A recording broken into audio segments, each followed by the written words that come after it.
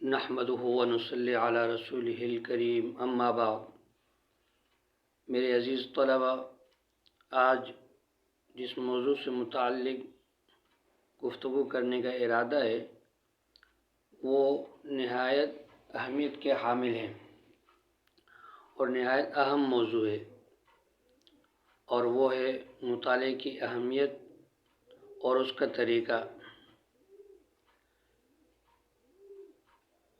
میں سمجھتا ہوں کہ فی زماننا یہ انتہائی اہم موضوع ہے، اور مدارس میں اساتذہ کو بھی چاہیے کہ وقتاً فوقتاً طلباء کے سامنے اس موضوع کی اہمیت بیان کریں۔ اس کی بنیادی وجہ یہ ہے کہ آج مطالعے کی اہمیت تقریباً ختم ہو گئی ہے، اور کتب بینی کا جو سلسلہ جو ہمارے اکابرین سے چلا آ رہا تھا وہ ماند پڑ چکا ہے۔ اکثر طلباء کو دیکھا جاتا ہے کہ یا تو وہ اپنا وقت گپ شپ میں ضائع کرتے ہیں، یا کھیل کود میں ضائع کرتے ہیں، یا سونے میں ضائع کرتے ہیں، اور بعض طلباء وہ چند کتابیں پلے اسٹور سے ڈاؤن لوڈ کر لیتے ہیں اپنے موبائل کے اندر، یا کوئی مسئلہ درپیش ہوتا ہے تو سرچ کر لیتے ہیں۔ تو یہ انتہائی نقصان دہ بات ہے، جس کی وجہ سے ہم کتابوں سے دور ہو گئے ہیں۔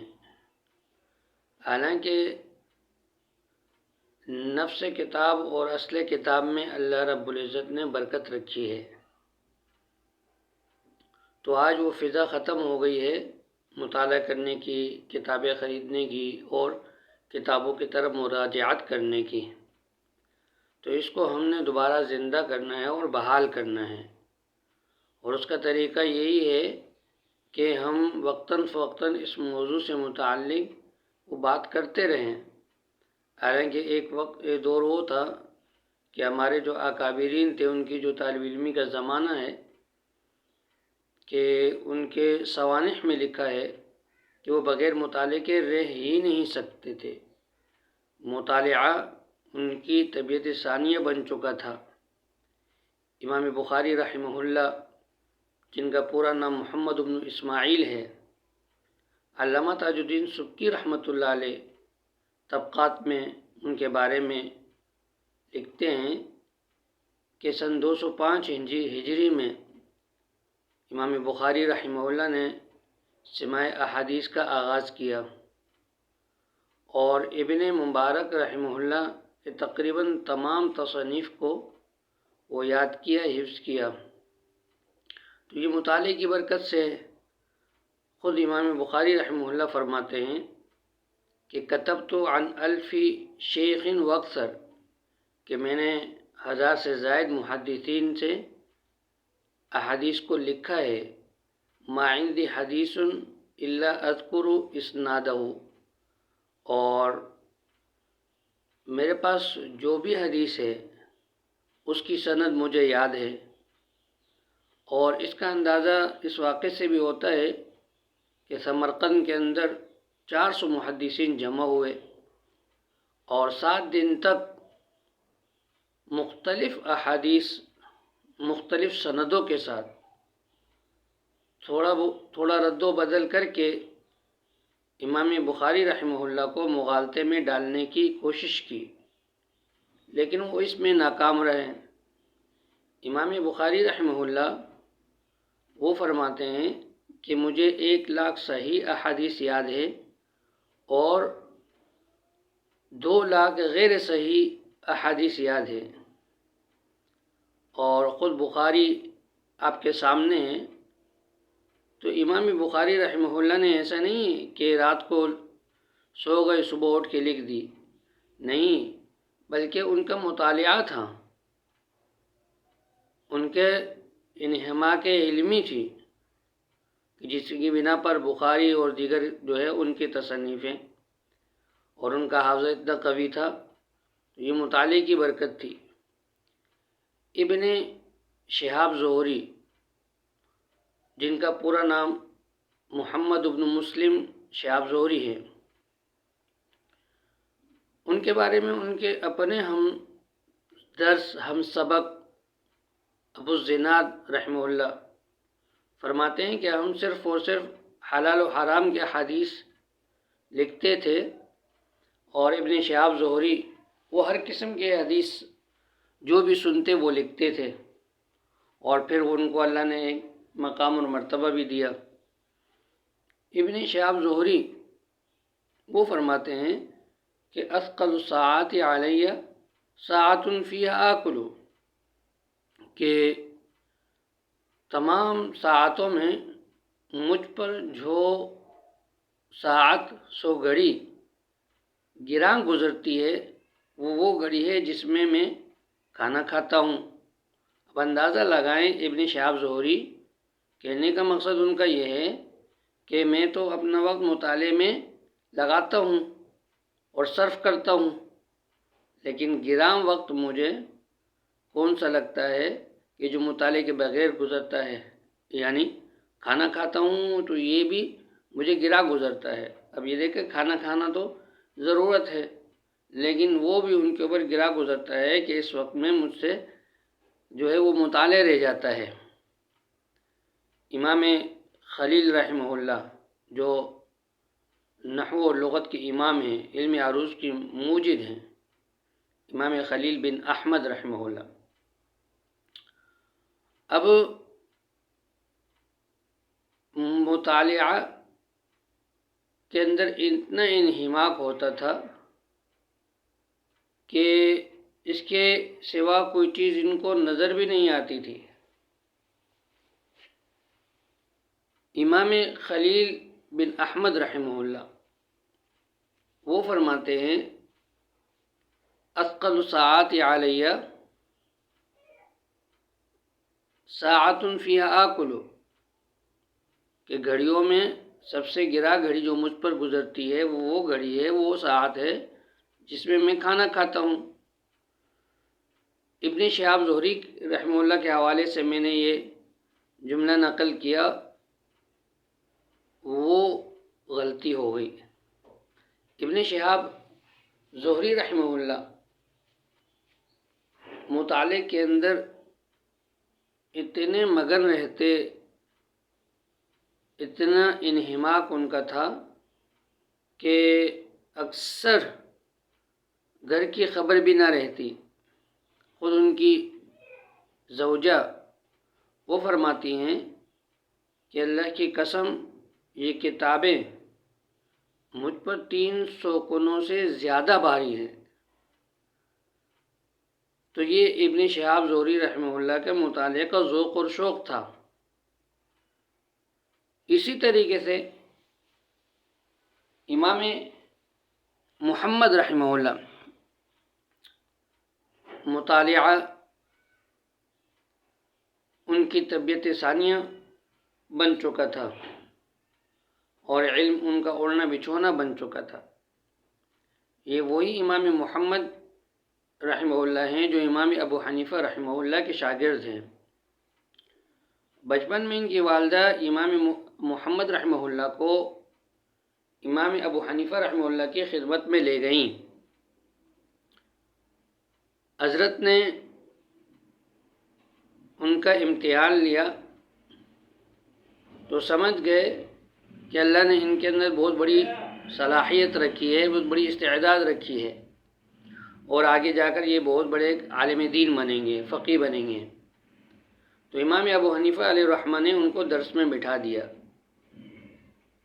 پھر ایک آدھ دن کے بعد پتہ چلا کہ یہ حافظ قرآن نہیں ہیں۔ امام ابو حنیفہ رحمہ اللہ نے امام محمد رحمہ اللہ کو فرمایا، بیٹا میرے شاگرد ہونے کے لیے حافظ قرآن کا ہونا ضروری ہے، آپ جائیں پہلے قرآن کریم حفظ کر لیں، پھر جو ہے میرے درس میں آپ شریک ہو سکتے ہیں۔ امام محمد رحمہ اللہ چلے گئے، ایک ہفتے کے بعد آئے۔ امام صاحب علیہ رحمہ سمجھے کہ مجھ سے ملاقات کے لیے آئے ہیں، لیکن امام ابو حنیفہ رحمہ اللہ جب درس میں بیٹھے تو امام صاحب علیہ رحمہ نے سمجھا کہ شاید سلام کے لیے آئے ہیں، درس میں بیٹھ گئے۔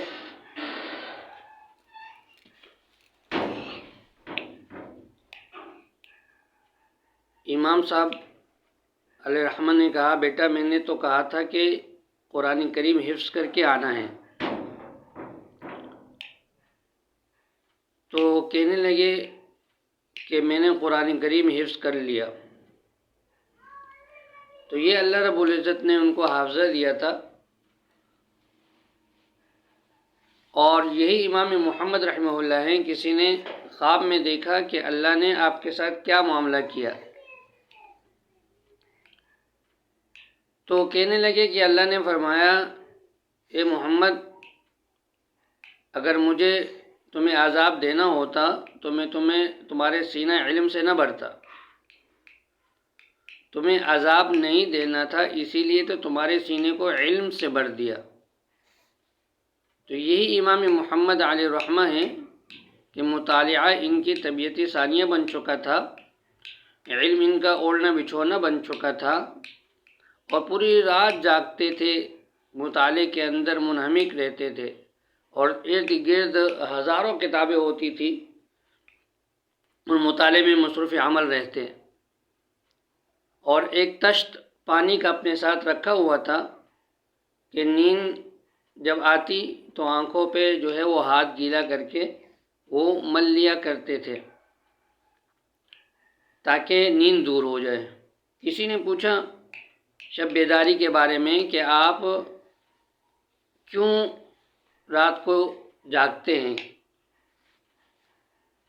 تو کہنے لگے کہ میں کیوں نہ جاگوں کہ عام مسلمان ہم پر بھروسہ کیے ہوئے ہے، اعتماد کیے ہوئے ہے، اور ہم پر اعتماد کر کے وہ سو رہا ہے، تاکہ ہم ان کی رہنمائی کر سکیں، اور میں ہی سو جاؤں تو اس کے اعتماد کا کیا۔ اور اس مطالعے میں منہمک ہونے کی وجہ سے امام محمد علیہ رحمہ کو اپنے کپڑوں کا بھی پتہ نہیں چلتا تھا کہ کب میلے ہوئے، استری کے بغیر ہیں۔ گھر والے اگر کہہ دیتے تو کپڑے بدل دیتے، ورنہ جو ہے وہ اسی حالت میں رہتے، مطالعے میں منہمک ہونے کی وجہ سے۔ اور مطالعے میں جو چیز مخل ہوتی امام محمد علیہ رحمہ اس کو دور کر دیتے تھے۔ حتیٰ کہ گھر کے اندر ایک مرغہ تھا تو جو بے وقت اذان دیا کرتا تھا، امام محمد علیہ رحمہ نے اس مرغے کو پکڑا اور ذبح کر دیا، یہ کہتے ہوئے کہ یہ میرے مطالعے میں مخل ہے، اور اس مطالعے کی برکت ہی کی وجہ سے اللہ رب العزت نے امام محمد علیہ رحمہ کو تقریباً 999 کتابیں لکھنے کی توفیق عطا فرمائی، اور قرآن، سنت، اجماع سے 10,70,100 مسائل اخذ کیے امام محمد علیہ الرحمہ نے۔ تو یہ کیا تھا؟ مطالعے کا ذوق اور شوق تھا، اور مطالعہ ان کی طبیعت ثانیہ بن چکا تھا۔ امام شافعی علیہ الرحمہ جو امام محمد علیہ الرحمہ کے شاگرد ہیں، امام محمد علیہ الرحمہ امام شافعی علیہ الرحمہ کے گھر جاتے ہیں اور رات کو قیام کرتے ہیں۔ امام شافعی علیہ الرحمہ پوری رات عبادت میں گزارتے ہیں، نوافل کے اندر، اور امام محمد علیہ الرحمہ لیٹے ہوئے ہیں۔ جب صبح نماز کا وقت ہوا تو امام شافعی علیہ الرحمہ جو ہے وضو کے لیے پانی لائے۔ امام محمد علیہ الرحمہ نے وضو نہیں کیا اور فجر کی نماز کے لیے چلے گئے۔ جب وہ فجر کی نماز پڑھ کر آئے تو امام شافعی علیہ الرحمہ نے امام محمد علیہ الرحمہ سے پوچھا کہ حضرت آپ نے وضو نہیں کیا؟ امام محمد علیہ الرحمہ نے فرمایا کہ میں پوری رات جاگتا رہا اور قرآن کریم سے تقریباً 100 مسائل اخذ کیے۔ تو یہ کتنا مشکل ہوتا ہے کہ پوری رات جاگ کر قرآن کریم سے مسائل اخذ کرنا۔ تو یہ مقام اور مرتبہ امام محمد علیہ الرحمہ کو جو حاصل تھا وہ اسی مطالعے کی برکت سے تھا۔ لیکن افسوس صد افسوس، آج ہم نے اپنے اکابرین کا راستہ چھوڑ دیا ہے، مطالعے کا ذوق شوق نہیں رہا، سستی ہمارے اندر آ گئی ہے۔ اب تو کتابیں خریدنے کا بھی رجحان نہیں رہا۔ حالانکہ ہمارے استاد محترم مولانا عبداللہ صاحب ہیں بنوری ٹون کے، شرح وقایہ ہم نے حضرت سے پڑھی، کنز ہم نے حضرت سے پڑھی۔ ایک دفعہ میں نے ان سے پوچھا کہ حضرت میں کون سی کتاب لوں؟ تو حضرت نے فرمایا کہ زمانے طالب علمی میں جتنی کتابیں لے سکتے ہو وہ خرید لو، بعد میں موقع نہیں ملے گا۔ تو وہ بات آج ہمیں سمجھ میں آ رہی ہے کہ واقعی کہ زمانے طالب علمی میں ذمہ داریاں کچھ نہیں ہوتی، تو سہولت ہو جاتی ہے کتاب خریدنے کی، لیکن جب ذمہ داریاں آتی ہیں تو آدمی 100 دفعہ سوچتا ہے کہ کتاب خریدوں یا نہیں خریدوں۔ بہرکیف یہ میرا اپنا تجربہ بھی ہے کہ فراغت کے بعد پھر ذمہ داریاں آنے کے بعد بہت مشکل ہو جاتی ہے کتابیں خریدنا۔ تو ابھی سے طلباء سے گزارش کروں گا اور اپنے استاد محترم ہی کی بات نقل کرتا ہوں، اس لیے کہ اپنے پاس تو کچھ بھی نہیں ہے، جتنی باتیں میں عرض کر رہا ہوں یہ ہماری اکابرین کی باتیں ہیں۔ تو کتابیں جتنی خرید سکتے ہیں وہ آپ خریدیں اور مطالعے کو آپ بھی اپنی طبیعت ثانیہ بنائیں اور مطالعے کی طرف مراجعات کریں، کتابوں کی طرف مراجعات کریں۔ پیر ذوالفقار نقشبندی دامت برکاتہم العالیہ وہ فرماتے ہیں، ایک واقعہ بیان کرتے ہیں ایک طالب علم کا، کہ مطالعے کا اس قدر ذوق و شوق تھا کہ پورا دن وہ کتاب کے مطالعے میں گزارا کرتے تھے، اور رات میں چونکہ روشنی کا انتظام نہ تھا تو مطالعہ نہ ہوتا تھا، جن کی وجہ سے ان کو بڑی فکر ہوتی تھی، پورا غم ہوتا تھا، غمگین ہوتے تھے۔ تو وہ طالب علم ایک بازار میں گئے اور وہاں پر ایک جو ہے پرچون کی دکان تھی، ہندو کی، اور ہندو کی دکان تھی، تو اس نے اس ہندو سے کہا کہ آپ میرے لیے چراغ کا انتظام کریں، روشنی کا انتظام کریں، میں آپ کی دکان کی جو ہے وہ پہرے داری بھی کروں گا، چوکیداری بھی کروں گا مفت میں، اور جو ہے اپنے کتاب کا مطالعہ بھی کروں گا۔ انہوں نے کہا چلو ٹھیک ہے، انہوں نے انتظام کر لیا روشنی کا۔ 1 سال اسی طریقے سے گزر گیا کہ دن میں بھی مطالعہ میں مصروف ہیں اور رات میں بھی مطالعے میں مصروف ہیں۔ 1 سال کے بعد جب اس ہندو تاجر نے اپنی دکان کا حساب کیا تو جو تیل خرچ ہوا اس میں ان کو اپنا نقصان نظر آیا، تو اس طالب علم سے کہا کہ اب مزید میں آپ کو چراغ کے لیے تیل نہیں دے سکتا، آپ اپنے لیے کچھ اور انتظام کریں۔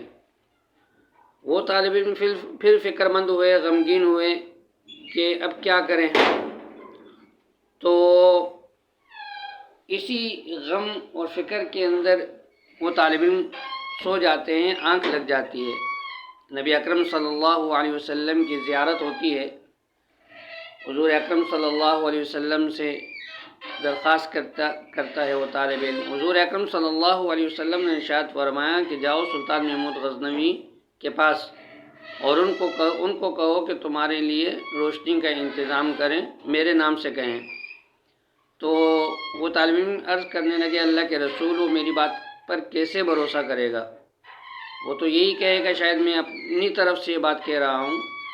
حضور اکرم صلی اللہ علیہ وسلم نے ارشاد فرمایا کہ آپ ان سے یہ کہو کہ تم روزانہ مجھ پر 5000 درود شریف ہدیہ بھیجا کرتے تھے، کچھ دنوں سے اس کی تعداد میں کمی آ گئی ہے۔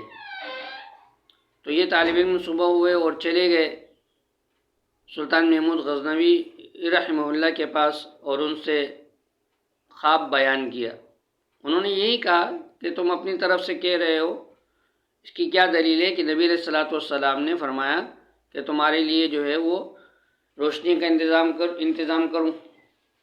تو انہوں نے یہی بات کہی کہ نبی علیہ الصلوۃ والسلام نے فرمایا کہ 5000 درود شریف تم مجھے روز ہدیہ کرتے تھے رات کے وقت میں، اب اس میں کمی آ گئی ہے۔ تو کہنے لگے واقعی یہ بات مجھے اور میرے اللہ کو پتہ تھی۔ تو بار کے اس طالب علم کے لیے پھر انہوں نے روشنی کا انتظام کیا۔ تو یہ کیا تھا؟ یہ شوق ہی تو تھا۔ حضرت مولانا یوسف رحمہ اللہ جو دعوت کا کام بھی کیا کرتے تھے، آیات و صحابہ بھی لکھی، ان کے بارے میں آتا ہے کہ جب رات ہوتی تھی تو وہ اپنے ارد گرد کتابیں رکھ دیا کرتے تھے اور پوری رات جو ہے وہ مطالعے میں گزارتے تھے اور صبح پھر کچھ صفحے لکھ دیا کرتے تھے۔ تو حیات الصحابہ ایسا نہیں کہ حضرت نے ایسی ہی لکھ دی ہے، بلکہ اس کے لیے مطالعہ کیا کرتے تھے۔ تو میرے دوستو، جو ہمارے اکابرین یہ فرماتے تھے، ان کا جو مقولہ عام ہے خیر الجلوس فی زماننا الکتاب، لیکن بڑے افسوس سے کہہ رہا ہوں کہ ہمارے زمانے میں تو یہ بالکل الٹ ہو گیا کہ خیر الجلوس فی زماننا الجوال۔ ہمارے زمانے میں تو بہترین دوست کتاب نہیں ہے، ہمارے زمانے میں بہترین دوست تو موبائل ہو گیا۔ تو آج اس موبائل کے فتنے نے جہاں عام نوجوان کے اخلاق کو تباہ و برباد کر دیا، وہاں ہمارے طلباء کے اخلاق کو بھی متاثر کیا، ان کے اخلاق کو بھی تباہ کیا، ان کے وقت کو بھی ضائع کیا، اور سب سے بڑا نقصان یہ ہے کہ کتابوں سے ان کو دور کر دیا۔ کہ میرے دوستوں، میں یہی گزارش کروں گا کہ دوبارہ ہم یہ فضا بنائیں، مطالعے کی فضا بنائیں، ساتھیوں میں بات چلائیں اور جو ہے کتابوں کی طرف مراجعت کریں۔ حالانکہ کتب بینی مطالعہ جہاں نظر و فکر میں بالغی پیدا کرتا ہے، وہیں پر مطالعہ دماغ کے بند دریچوں کو کھولتا ہے اور مطالعہ ذہن کو زرخیز کرتا ہے، حافظے کو مضبوط کرتا ہے، اور جو ہے مطالعہ محفظ ضمیر کے اظہار میں معاون ہے۔ مطالعہ طالب علم کو شرمندگی سے بچاتا ہے کہ مطالعہ ہوگا طالب علم کا تو وہ کسی بھی جگہ جائے گا، اس کو اچانک اگر بیان کے لیے کہہ دیا جائے گا تو وہ آسانی سے بیان کر سکے گا، اس لیے کہ اس کا مطالعہ ہوگا۔ لیکن اگر مطالعہ ہی نہ ہو تو پھر شرمندگی ہوگی۔ تو مطالعے کے بہت سارے فوائد ہیں اور میں نے اہمیت سے متعلق گفتگو بھی کر لی۔ اور اس کا طریقہ کیا ہے؟ اس کا طریقہ یہ ہے مطالعے کرنے کا کہ ہم ایک وقت متعین کریں، ایسا وقت متعین کریں کہ جس وقت میں ہمیں کوئی کام نہ ہو۔ دوسرا کام ہم نے یہ کرنا ہے کہ یکسوئی حاصل کرنی ہے، یکسوئی ہو۔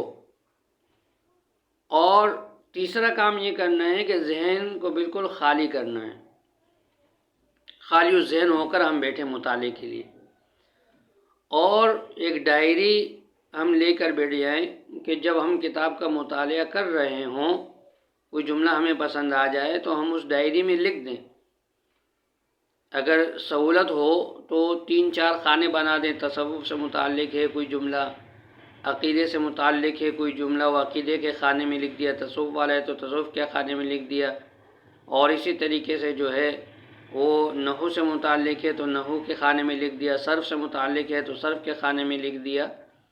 تو یہ جو کتابت ہے یہ انتہائی جو ہے وہ ضروری ہے۔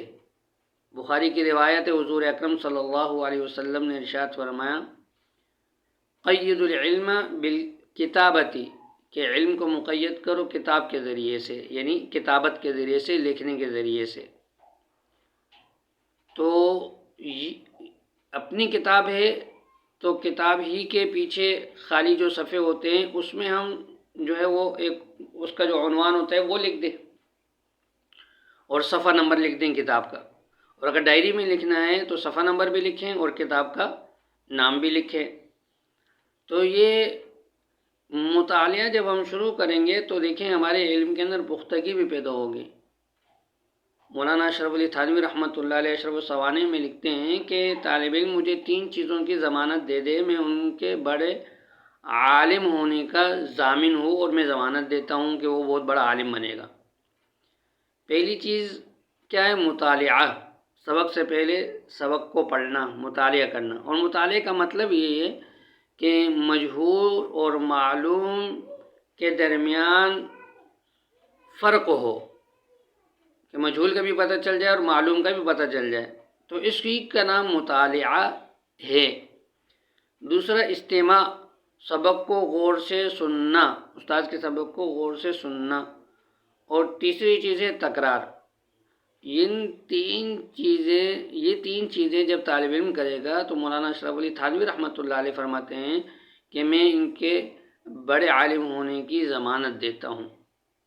تو میں پھر طلباء کرام سے گزارش کروں گا کہ خدا را یہ مطالعے کی فضا کو دوبارہ سے زندہ کریں، اور کتابوں کی طرف مراجعات ہم کریں، چاہے کہ ہم موبائل کی طرف مراجعات کریں۔ تو موبائل سے تو جتنا طالب علم دور ہو اتنا ہی اچھا ہے، یہ خاموش قاتل ہے جو ہے وہ طلباء کے لیے۔ تو میں امید کرتا ہوں کہ طلباء اس چیز کو اپنائیں گے، اللہ تعالیٰ مجھے بھی عمل کرنے کی توفیق عطا فرمائے، اور آپ سب ساتھیوں کو بھی جو ہے وہ عمل کرنے کی توفیق عطا فرمائے، خصوصاً جو ہے بزم اتحاد کے جو ساتھی ہیں بڑا اچھا کام کر رہے ہیں، اللہ تعالیٰ جو ہے ان کو مزید توفیق عطا فرمائے۔ طلباء کی فکر ان کو لگی رہتی ہے، اور کس طریقے سے طلباء بن جائیں۔ خطابت کا کورس بھی ان حضرات نے جو ہے وہ شروع کیا ہوا ہے، اور سالانہ ہوتا ہے، اور دیگر بہت سارے کام ماشاءاللہ جو ہے وہ کر رہے ہیں۔ میری دلی دعا ہے کہ اللہ تعالیٰ ان کی ان کاوشوں کو، ان محنتوں کو قبول فرمائے، اور مزید ان حضرات کو توفیق عطا فرمائے۔ وآخر دعوانا ان الحمد للہ رب العالمین۔